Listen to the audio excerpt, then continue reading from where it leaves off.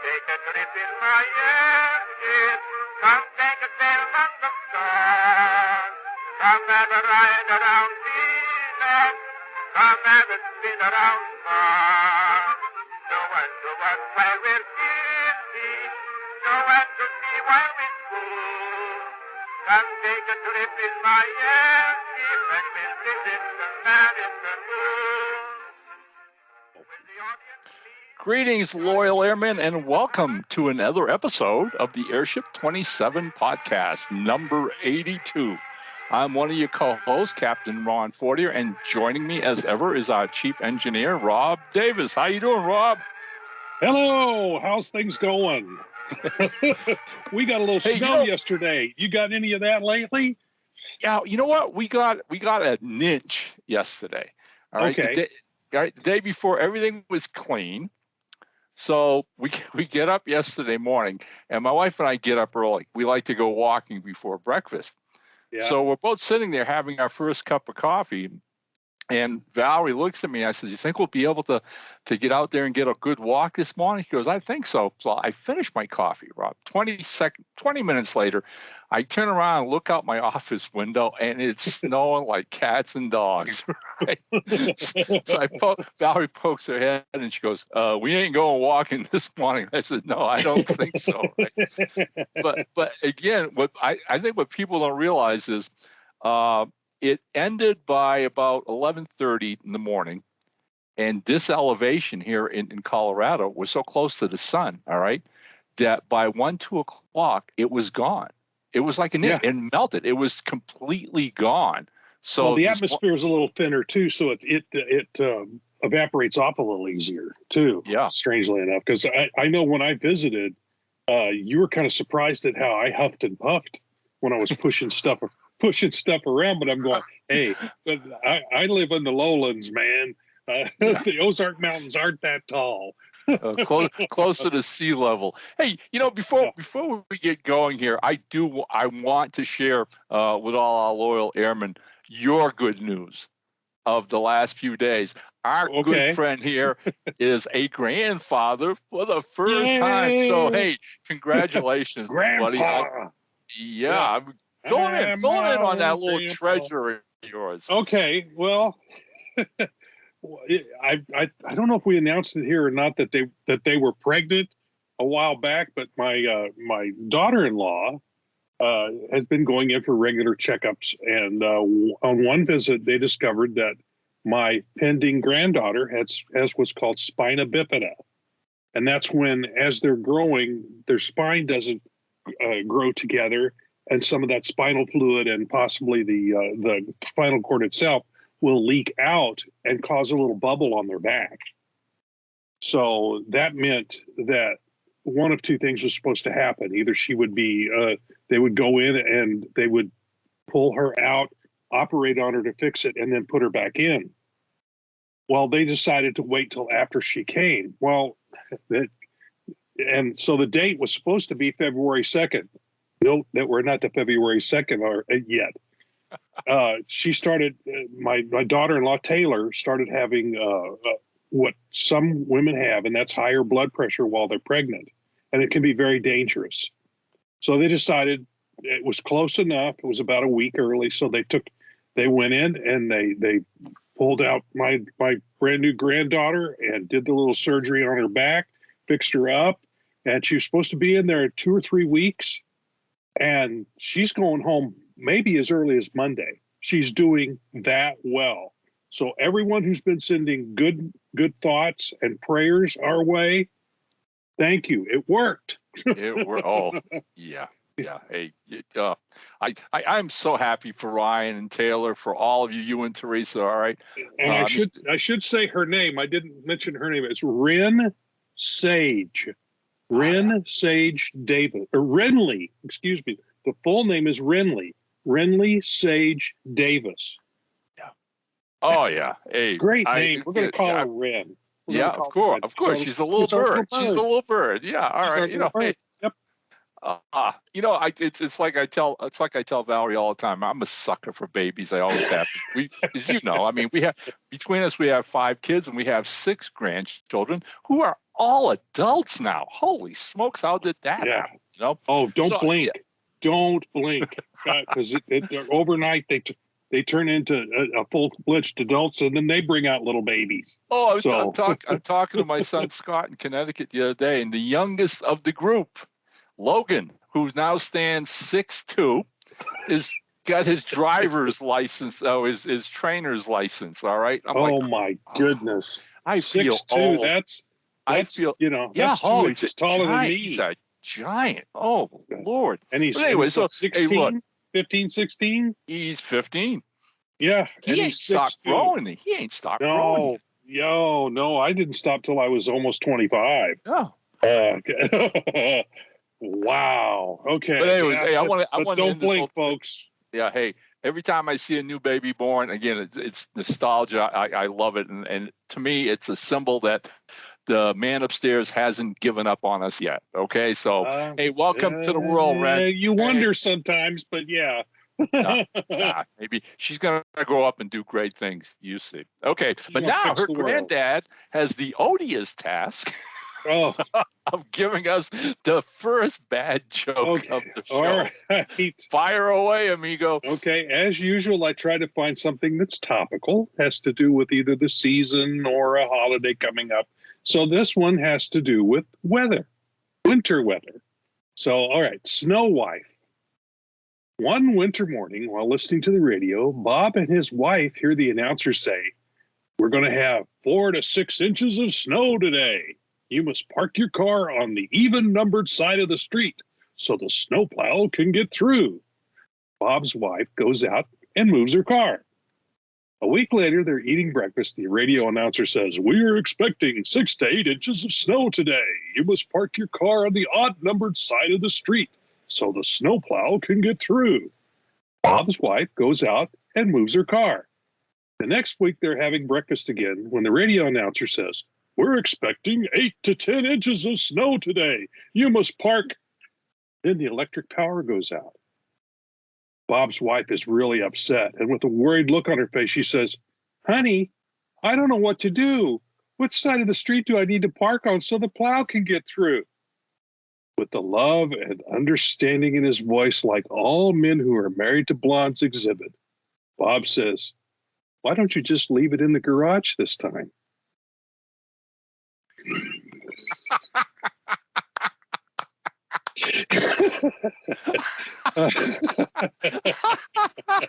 That's kind of a left-handed blonde joke. Oh. All right. Oh, man. Okay.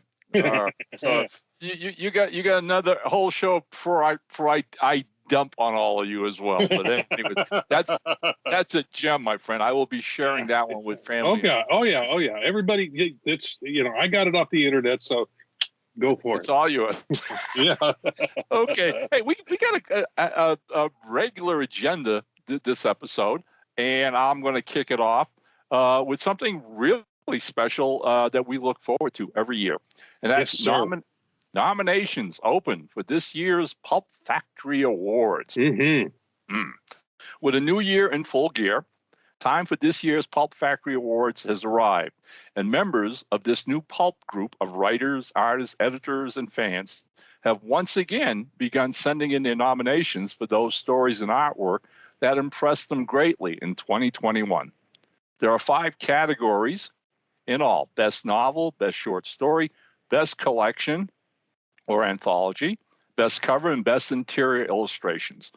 Only members can nominate, and the period to do so ends on the 28th of February. Then nominations will be tabulated. Those few with the most nods will make the official ballot, and voting will then be open to the public at large.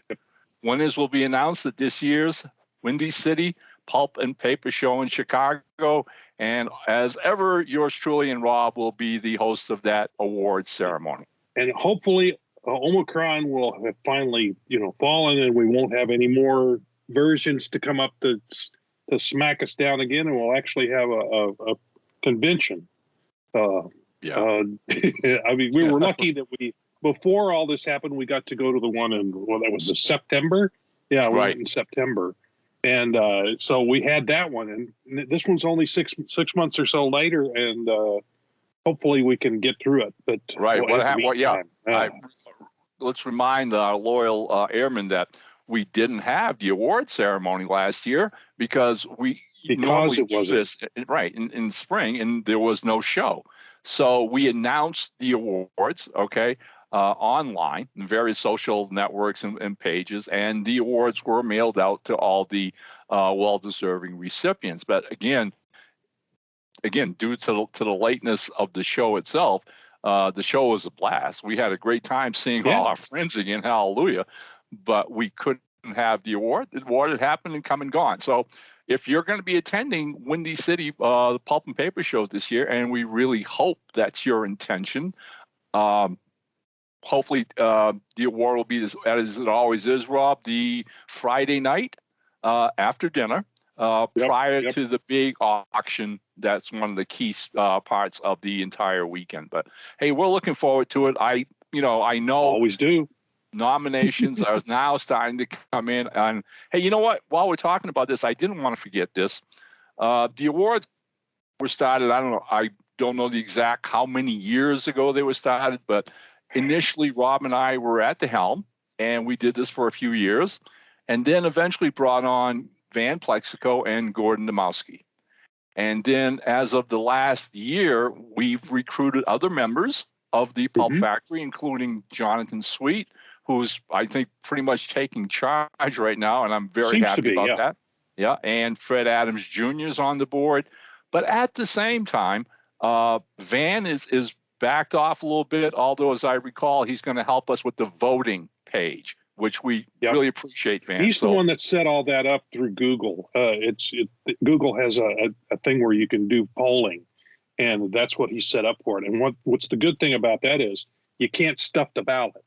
Right. Once your emails come in to vote, that's it. You're cut off from that point on. You're done. You're done. Right. But I did want to take an opportunity because he recently, in our exchanges in the last few days, did remind us that he is, retired from the committee. And that's our good friend, Gordon Domowski. And I wanted to publicly thank Gordon for all the hard work he's done in the last few years with those awards. If anybody knows how much work it is, it's you and me. So, Yeah. So Gordon's a trooper, and we really appreciate him. And he's still, I'm sure we'll be seeing him at Windy City, but a heartfelt thanks, Gordon. So here we go. Thank you very much. All right. And Van too, for that, man. Amen. Totally. 100%. Okay. Hey, we had a couple new releases since our last show, so I'll let you start that off. And for once, we didn't wait a whole month. We actually, since we put out two, we started, I mentioned, well, why don't we go ahead and have a podcast? And Ron says, well, okay, sure, why not?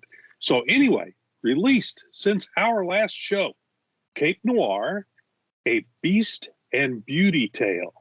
After writing the Brother Bone stories for over a decade, Ron finally decided it was time to tell the complete story of how mobster Harry Beast had his brain cut out and put into the body of a silverback gorilla. Is that pulp or what? Thus, this book is an actual prequel to the Brother Bone stories and sets up the backstories not only for Harry, but also the Bonello brothers themselves, and fills in gaps with other known characters and introducing readers to newer ones. Yours truly handled all the art from the interiors to the cover. I even did a little bit of editing work on this book as well, did a little proofreading. So if you find mistakes in it, oh well. Like I always say, every time we get a book in, I go, okay, I'm going to crack it open. Whatever page it falls to, there's going to be a typo. There's just going to be one. So no matter how hard you look them over, there's always going to be one. So hey, you did an absolutely great job. Not only with proofing and taking on that role, but at the same time, your interior illustrations are gorgeous, and the cover came out really dynamic. All right, I'm already getting all kinds of comments on the cover itself. All right, from people that I'm connected with on social media. And this very morning, our good friend, fellow writer Michael Housel posted the first review up at Amazon for the book, which I am eternally grateful for. Michael, thank you so much. I was taken by his review at the end of the review, okay? And whereas, as a good reviewer, he doesn't has any spoilers, but he gives you a real, look at what you're about to find in this book. But if you read the review, Rob, I like at the end where he mentions the combination of a lot of really B horror movies, all right, that get incorporated into this whole collage that I put together, right? Yeah, so I mean, things like what is it, the Ape Man or something, or the Gorilla Man, and Little Caesar, and stuff like that. Well, those are all influences. Probably you've probably seen those, even if you didn't think about it that way. They influenced you in one way or another. I mean, that's the creative process. But yeah, I thought that was kind of interesting that he mentioned that at the end. Yep. So hey, look, again, all you loyal airmen, anybody who is kind enough to pick up a copy, leave a review. We writers write these things, we get them out there, and for your enjoyment, your entertainment, and we really like to know if we've achieved that. All right, and if there's a constructive criticism, lay it on me. All right. I mean, I've been doing this for a long time. And if there are better ways that I can improve my storytelling abilities, thank you. I appreciate any kind of reviews I get, letting you know up front. Okay, and then our second book. All right, when this one we have been waiting for a little while. We're waiting for the cover to come in. We had the interiors all done, and the cover finally came in, and it's a beaut. This is one of the oddest books we've ever put out. Joe Computer. It is different. Private Detective. Easily Our Strangest Book by Lou Mugen. It all takes place inside a computer, with the programs being the characters. Artist Fur Calvi did all the interior illustrations as well as his amazing cover. It's beautiful. The color pops. This is really a fun book, and we hope lots of people will find it and enjoy it. When Lou first approached me a little over a year ago with the concept, right, I was like, really? Okay. And he started, there's like 3 stories in the book. Right. I read them, and it's a riot. It's a lot of fun. So again, it's computer programs are your characters. They're the cast. And so when things go bad, there's an investigative program. Who's this hero? That's Joe Computer. All right. But, when after I'd read and edited it, and Rob and I, have talked about this before, it's like I knew it was such a unique and fun book that I wanted an artist who would be able to display that kind of weirdness, strangeness, right? And sure enough, online, I found Fur Calvi, who is from Argentina and has worked with a good friend of mine and associates of Rob, and that's writer Mike Barron. Mike's done a series of books about a super dog, who gets involved with crime and spies and whatever. And it's such a wacky, typical Mike Barron book that Fur did the artwork for it, the comic book. And that's where I first saw Fur's work, and realizing his styling was so unique. I approached him online and told him about the book, and thank you, Fur. He signed on. His interior illustrations are just priceless. They really are. And they so convey the book. They do. They really do. They really do. It's a very, very appropriate.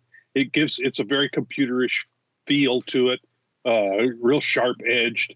I'll have the cover in the end credits so you can take a look at it if you haven't seen it yet online. But the paperback and the Kindle both are up at Amazon as we speak. They're there.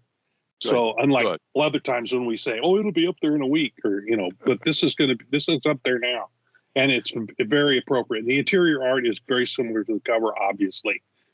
Since it's by the same artist, but very, very appropriate for the story. Right. So it's great stuff. It's that marriage that we always strive for. Okay, figuring out what a book is about, the theme, the atmosphere, the genre, whatever you will, and then trying to find that appropriate artist who can blend with that, and then you get this whole experience. And that's what we always try to do with every one of our titles.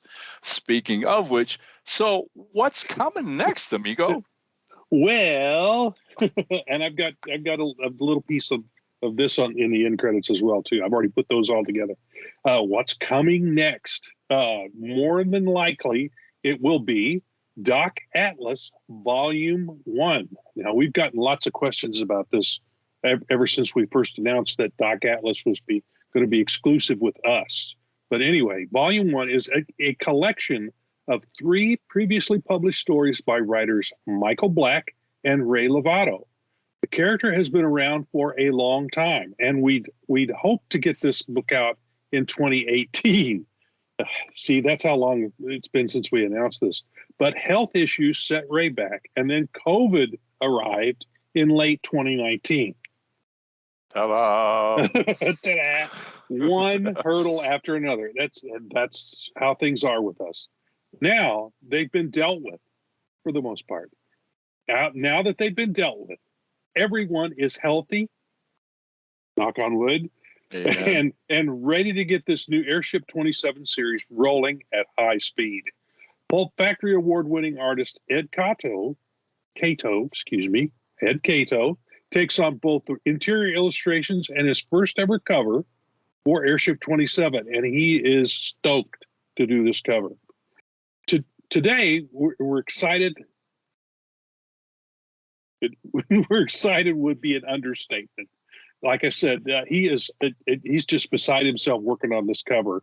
And I've seen, he showed us the originals, the sketch that he did for what it's going to look like. He actually gave us, 3 or 4 of them? 3 composition sketches. 3 compositions, and we all, even he said this was the best of the 3.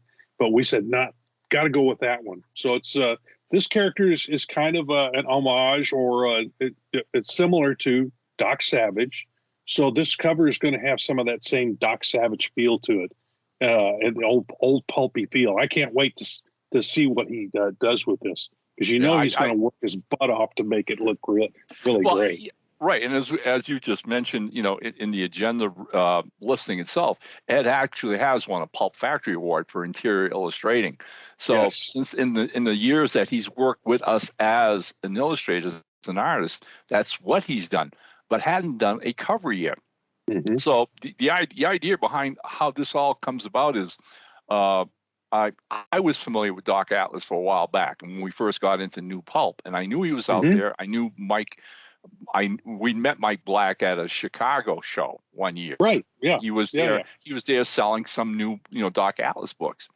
So over a period of time, Mike becomes an Airship 27 writer, which we're thrilled with.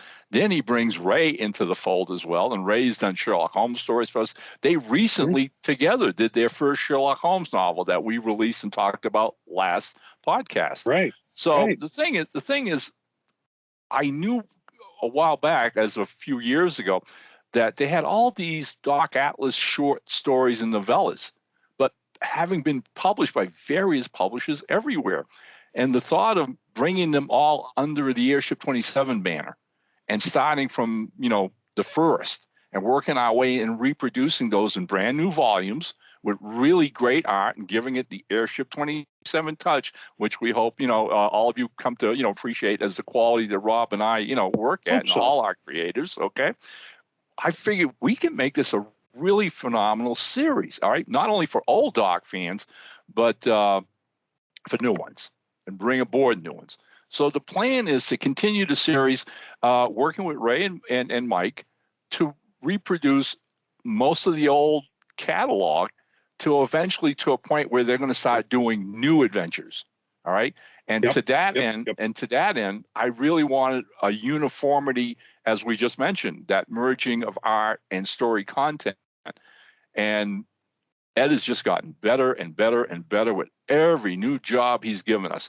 So it was an easy step for me to say, you know what can I offer Ed that will have him commit to sticking with this series, all right, and being the artist? And the answer was simple. Let's give him the cover. Let's give him the whole package.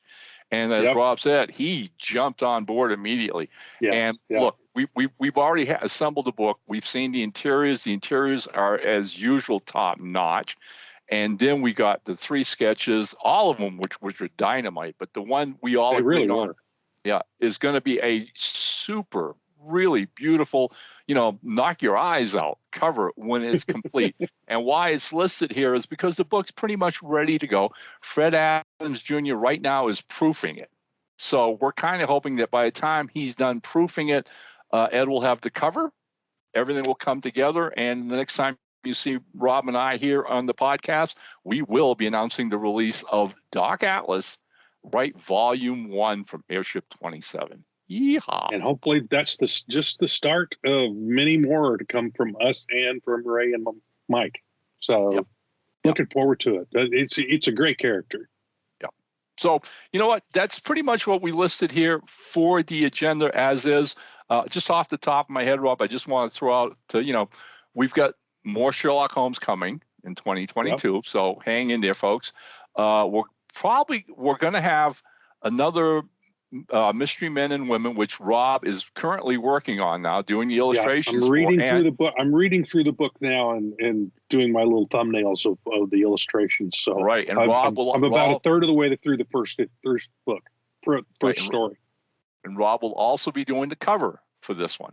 So here's the thing. And the reason we're getting on to this is, again, harking back to some comments we made at our last show, is this one will also feature the third completed Dr. Fix-It story by the late Greg Hatcher. All right. Yeah. Now, the kicker is, once this book comes out, we've got 3 finished Doc Hatcher stories. All right. And we're going to collect Dr. Fix-It. Excuse me. Greg Hatcher, Dr. Fix-It. Greg, I just promoted you to doctor. I hope you're, All right. So there you go. All right, buddy. And so, yeah, and, I'm in contact with his wife, Joey. So the idea is we want to collect all the Dr. Fix-It stories. And sure enough, Julie let us know that there was a 4th in progress. And she did send it to me, Rob. I've read it. It's like half of the story before, Greg got sick, and that was it. He couldn't finish it. I have a writer in mind who I'm going to approach. But first, we need to get this last story out, and that's the volume, which is coming. I believe this is volume 8 of Mystery Men. It's volume 8. Yeah, so volume 8. Yep. Yeah, and they're a really popular series with our fans. Because obviously it's an eclectic group every time we put out a new issue, and we've had some recurring heroes as well. But the idea again is we want to get this one published, then we'll eventually start working on the collection, and sometimes hopefully by summer, late summer, we will be releasing Greg Hatcher's Dr. Fix-It. So I tip of the hat to our good friend. It'll have the 3 that he wrote and completed. And then it'll have the completed 4th, completed by another writer. Right, exactly. Yeah. We'll get credit. Yeah. It'll at the somewhere's on the cover. It'll say, like I said, Greg Hatcher's Dr. Fix-It, and somewhere's on the bottom of the cover as we line it up and get it done, something to the effect of Wit, so and so, and his credit will be his credit line on that last story. But again, a tip of a hat and a remembrance of a dear friend that we lost way too soon. All right, and then, like I said, a slew of other books coming. I'm still hoping to get another Bass Reeves book out there, and and I'm sure a lot of you remember all our hype about Radio Reader. Well, here I'm waiting on one more story, and I'm not going to mention the writer's name. That's not a fair thing to do. Okay? This guy is busy. This guy is wicked busy. And I'm sure he'll get it to us as soon as he can. But what I want to bring up is we're already filling up volume 2. And I got an inquiry this morning, Rob. Somebody wants to write one, and we'll probably start a volume 3 without even having volume 1 out there. So Radio Reader better live up to the hype. And I kept going, do you really want to do this, Ron? Is this something you... But apparently the writers are all hot for it. So what the heck? They are very much so. And also, and see, and what you just said, the fact that we've got Nancy Hansen working on more Jezebel Johnson stories. Yes. Okay.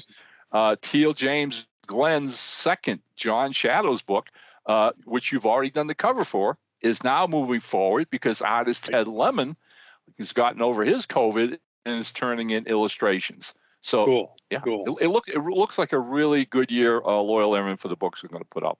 Yeah, So another Rob, Domino lady coming out because we got another illustration for that from James Lyle, yes, from after James all this Lyle. time.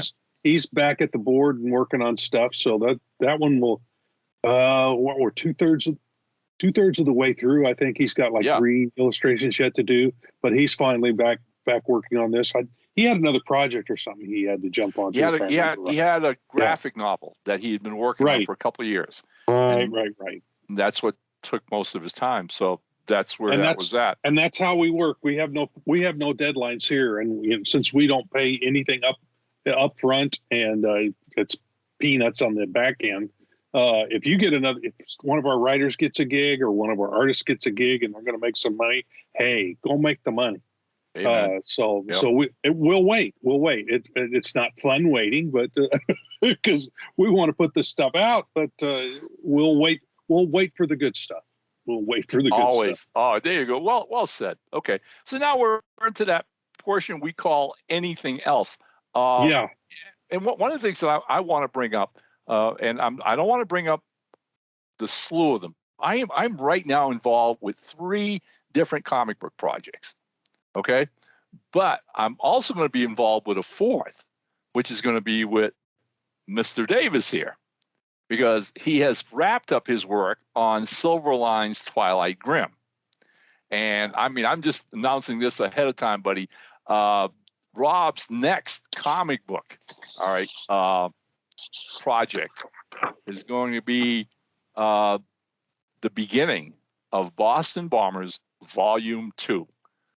I've already and here's the first page. Oh, Lord in heaven. Nothing on it yet. I've got the thumbnails done. I've got the panels. If you could see it there, I've got the panels ready to go, but nothing's drawn in there yet. Okay. But it started. Yay. Last year, again, because Rob and I, we do the conventions and before going into the halls or whatever, we have breakfast together and we talk about everything under the sun. And so a couple of years ago was this talk about, it's been a long time since we did a comic project together. The last one being the solo Secret Agent X comic book. Okay. Right.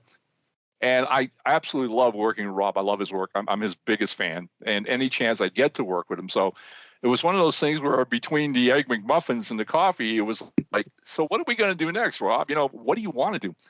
And Rob took to the Boston Bombers volume that Airship 27 published years ago that we still sell, that we have on print, the collection, and has always been a huge fan of it, and very, very wisely understood in reading it that there was a lot of story that hadn't been told yet. And my plan had always been, when I first created the concept and wrote that first miniseries for Caliber Press, was to eventually come back and do a second volume. Well, again, not getting a whole story, but it never got completed at Caliber Press. It wasn't until years later, and thanks to Rob and some friends of mine from a small comic company up in Maine, we finished the last issue and were able to get it published and then put the collection together. So there it was. And for the last few years, Rob has been, let's do Boston Bombers Volume 2. Let's do Boston Bombers. Yeah. So I bit the bullet. And end of last summer, I sat down with Volume 1. I had to, okay, because I mean, we're talking 25 years since I lived in that world, since I lived with those characters. But boy, I tell you, once I started writing,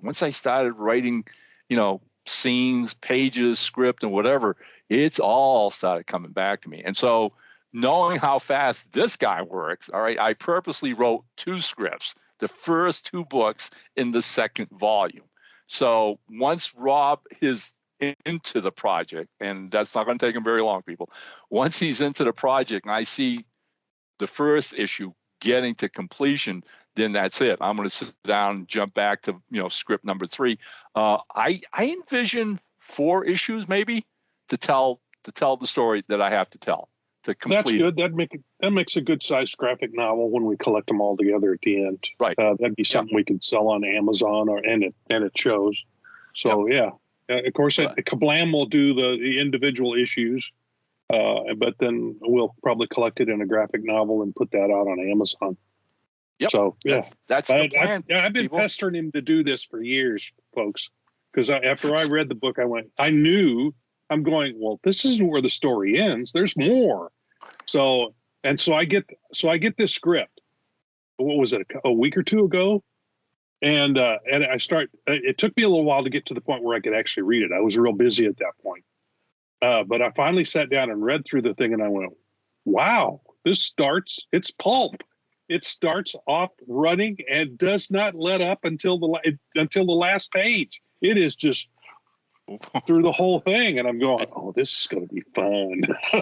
It's like for a writer to do this, okay, it's a lot like a trip back home to where you grew up, that kind of thing, okay?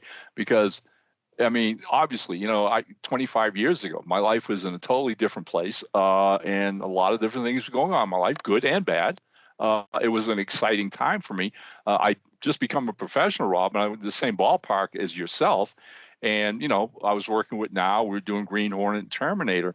And boy, the creative juices were just flying, just absolutely flying. And I, between writing the Terminator and Green Hornet scripts, I had to write something else. I had to. And I was just on the cusp of discovering pulps. And boy, once I started reading those Doc Savage reprints and The Shadow and stuff, and then all of a sudden there it was, this alternate world adventure with all female leads, right? And I've told people this at conventions many, many times and in interviews.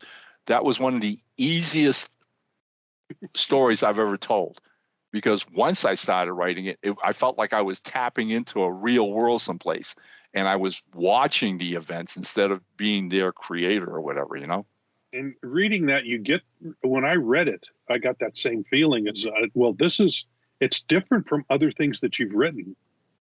And it just seemed like it was coming from a different place than some of what you've done. And there's nuances and depth to the characters that starts as you get through the book. You go, these characters are deeper than this than you first suspect. There's more to them. Yeah. So so even though it's rollicking pulpish, there's also depth to the characters. There's a lot going on here, which is why I'm going, well, there's all kinds of things he's planted seeds for, and they haven't paid off yet. So there's got to be more. Right. Yeah. And I am so grateful you pushed me to this, my friend, really. Okay. Because we need to tell that whole story. That whole story has to come full circle now. And that's what's going to happen. By the end of this second volume, the bomber's story will be complete. And I am really excited to see that happen. So anything else you want to bring up before we get to my great joke? Well, as we're speaking, there's talk about a really heavy-duty snowstorm about to hit the East Coast, back where you used to live. The whole eastern seaboard, the upper northeastern seaboard, is going to get nailed. So let's hope for that folks get through that pretty much unscathed. Let the snow dump and kind of slow things down for a couple of days. But let's hope it doesn't do a lot of damage or hurt a bunch of people. But we're hoping prayers for that. Oh yeah, I mean my half my family's still back there, Rob. Right. I have family in Maine, New Hampshire, and Connecticut. In fact, like I said, I was talking to my son. They're all going to get nailed. They're right there in the midst of all of that. It's going to hit. Yeah. A lot of it's going to depend. What Scott told me was a lot of it's going to depend on which way the storm comes at them. If it comes at them from the water, if it comes off the Atlantic, then it's that perfect storm scenario, because they're going to have cold air from Canada. It'll pull all that moisture in. They're going to get nailed bad. All right. Yeah. But if it shifts and comes up from the west, it's going to be a typical New England storm, which is it'll be a nor'easter. But they call them a nor'easter because that's the direction they're going, is northeast. Right. But it won't dump quite as much snow that way. It'll be rough, but it won't be. Won't be 2 feet. They're talking about 2 feet in some places. Yeah. Oh, yeah. 2 feet of snow.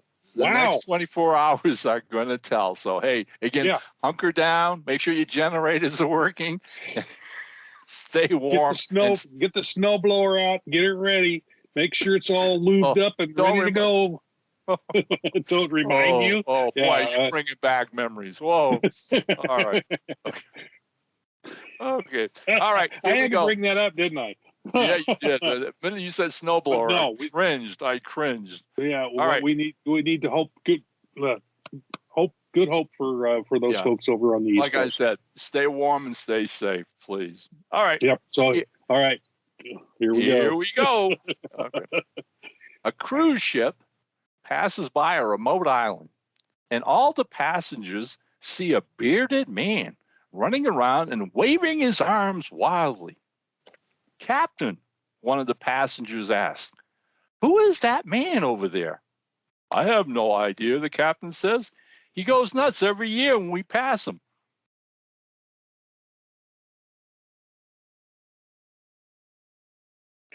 Wonder why. Remember the old commercial? Remember the old TV commercial, Captain Obvious? This is Captain Clueless. Captain Clueless. Wow, I was expecting more. I was expecting more story there, but then, Oh no! When I saw it, I usually try to find something along like we both. But this one, I almost fell out of my chair when I read the last line. If it's funny, you got to go with it, right? No matter what the length. Yeah, because that's what I'm doing. I'm cruising through looking for different jokes, and the one that makes me laugh out loud, that's the one. There it is. Yours was a beaut. All right. Yep. Hey, look, that's it. Hopefully, when we come back to you sometimes next month or whatever, we'll have some new books to show you. And hey, everybody, stay safe out there. Okay. I mean, I'd like to hope that by the end of this year, Omicron, all that good stuff will have come and gone. There's a lot of talk, Rob, now about the pharmaceutical companies, and this is what I'm praying for and looking for is eventually coming out with a single shot, a single vaccine. Yeah, like the flu shot, flu shot that we get every year. Every year it has a mixture of different types of flu that they think might be the one. I get one of those ever since I turned like 64, 65. Every year I get a flu shot. My insurance company pays for it. Why the heck not? I do too. We do too. I need to get out. There's a couple other vaccinations I need to get that my wife is going, why haven't you gone to do that yet? Well, when Omicron lets up, I've always got an excuse. Hey, you got to take care of yourself. You're a granddad now, okay? You got to take care of yourself, okay? My goal is to live long enough to see at least one of my grandchildren graduate from high school. Amen. That's my bucket list goal for life, is to live at least long enough to see one of them graduate from high school. So, So I got to get out there and get those vaccines. All right. Hey, look, we've about spent another hour that you're never ever going to get back, as Rob likes to say. I'll let you sign off, buddy. Okay, this is Chief Engineer Rob Davis signing off. And as ever, Captain Ron's only too glad to say, down ship.